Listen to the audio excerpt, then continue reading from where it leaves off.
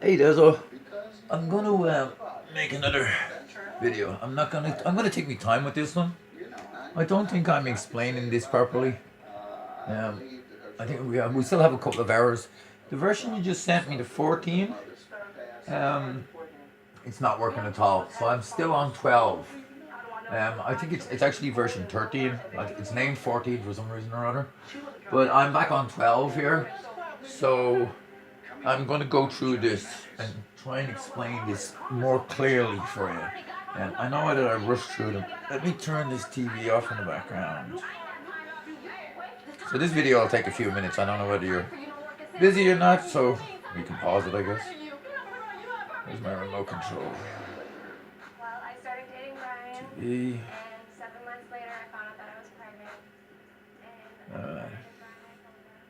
Now, there's another thing that I failed to mention the other day when I sent you the last video. So, we're in Dublin Airport here, and the radio stack is on. And as you can see, I get nothing here. Oh, you hit a button or something. And it usually fires up. It's not firing up at all. What am I doing wrong? Okay. Let me go and pause this video.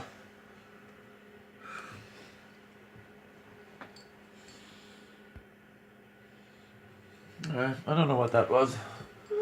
Why wouldn't it start? It could be them dodgy USB splitters that I'm using from China. I got them for $1 a piece, so I can't expect too much out of them. But they do seem to be sort of working sometimes. Anyhow, so when I turn on, this is what I get at first. You always get the dodgy one here because it's talking or whatever it's trying to do, figure it out. So usually to get the stack up and running, I just hit the flippies and it stabilizes everything. Let me turn this bad boy on over here too. I'm trying to make sure that I have to start testing this stuff, but I just have to try and keep as much going as at any one time. Now this is not showing me a radio stack for some reason or other. Not gonna worry about it. Actually, because we're doing a radio stack, I should worry about it. And it's going to be under. And then we're going to be, or to be this way. There we go. So okay, there we go. Close this bad boy up as well. So this is the setup that most people will be running with the simple panel system. They're going to be using these forms of screens and then our multi-panel. I think I showed you this before. So here is some of our issues. You're going to move the numbers not around. And like you said, there's only 2 numbers on this radio. Some of them have 3. The last one we can just keep as a 0. And it'll fill up space anyway, which is cool. Same thing with the dot. I presume you've moved it over. Like I said, the version 14 I have doesn't work at the moment. Now, my flip problem is this. When I press flip here, you're flipping both nav radios at the same time, even though you're only looking at one. And this number here, 12877, 12117, 12877, 12117. So this is actually COM 1, and this is COM 2 that you're showing me. You don't have any standbys. When I flip, I'm flipping over to the standbys, but you're flipping on both of them. You can't have that either. I know that this sounds complicated the way I'm wording it. So I'm going to show you what I'm talking about. The reason for all of this stuff on the radios is also because of this here. I don't know whether I showed you this. So this is the input. So if I'm listening on one radio or the other, it's COM 1 or COM 2. I can't listen on both radios at the same time. It's one or the other. In navigation radios, you can have both on. Now, this is the audio for them, the beeping that beeps out its Morse code. But in reality, the signal that's here affects this bad boy here. It's on your flight control, or on this one at this stage. It'll be whenever this one winds up. So what they are is, I don't know the best way to try and explain this. I will get Let's do, I'll find out the frequency number for this airport. If I can find it. Nav aids, we want ILSs. That's what we want, all the ILSs. And then we get rid of that. Alright. So I'm already in this airport, so what I'm going to do is I'm just going to find any of the signals. What is the airport number? Yeah. Oh yeah, because this is Dublin. I thought we were in LAX. I'm not confused. Okay, so there's two ILS strips in Dublin Airport, so I'll just pick one of them. So it's 1150, and there's 1120 as well. So I'll put that into one of the radios. What are you doing? Okay, so we're going to be on nav. So it's 1150. We're on one of the navs. 1150. 1150. So that put me at 1150. So that's on nav radio 2. You see it there? And I do this. I guess I'm not sitting on the ILS, so it doesn't pick it up. Heck, I need something that'll beep. I'm gonna have to remake this video because I'm being silly. Let's try 11120. 11120. Oh, I forgot about your radio. I might just fall into something. 11120. No? There we go. So I found so that's what you're listening to. That's the Morse code it's beeping at for the airport. That's Dublin Airport. So that would be a homing beacon that you would be running into. Now, that's on nav 2. So in reality, this stack that we have here is only one of these.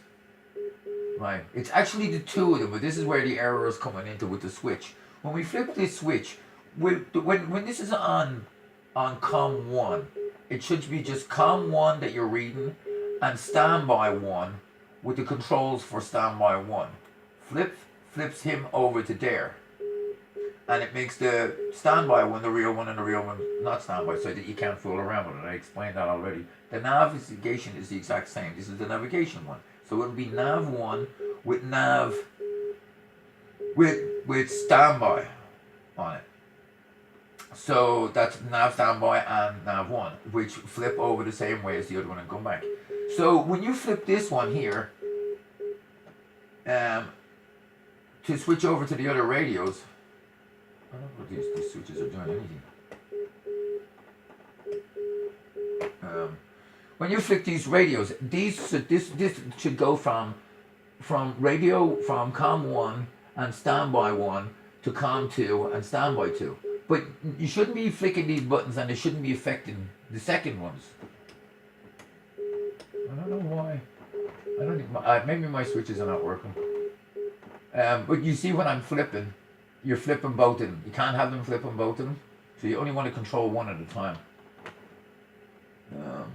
For some reason, or maybe my switches are not set up properly. I don't know what's going on there.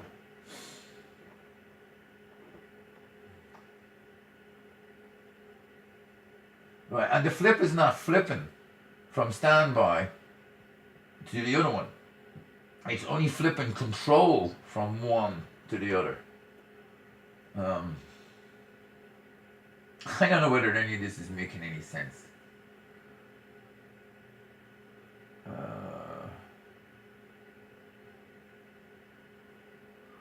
You know what? I'll do a little flight. Let me pause this and I'll do a little flight, and maybe it'll make more sense. I don't know how to explain this. I'm having trouble with this. Alright, hold on. Okay. I'll do a little flight. This will be the simplest way to show you any of this. It's been so long now since I flew out, I don't know whether I know what I'm doing. So the first thing I'm going to do is We'll file a flight plan. And we will talk to tower by going flight plan. So we are in EIDW. That's Mother. That's funny. Alright, I gotta pause this. Mother's on the phone. Hello? Hold on. Alrighty, back. That was your mother. She's doing good. And about poor old Neil, who's not doing good. So we're going to fly from EIDW to EIDW. You have to file a flight plan when you take a plane off from no matter where you're going. You don't have to stay in touch with people, but you can, when you file a flight plan, do a thing where you take off and you land and you tell them all your waypoints all the way along. Then you have to fly on that plan. Other plans and smaller planes in that, don't bother with that. You just file a flight plan to tell them where you're leaving from, where you're going to, and then in between that you can fly your own routes generally.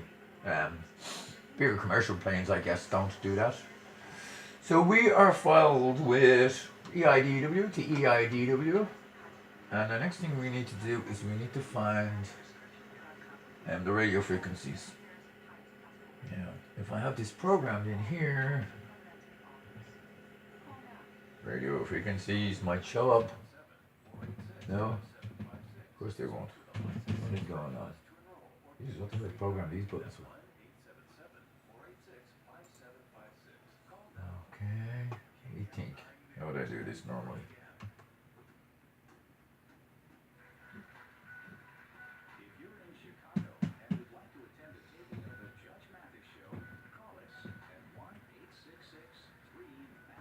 I'm gonna pause this video.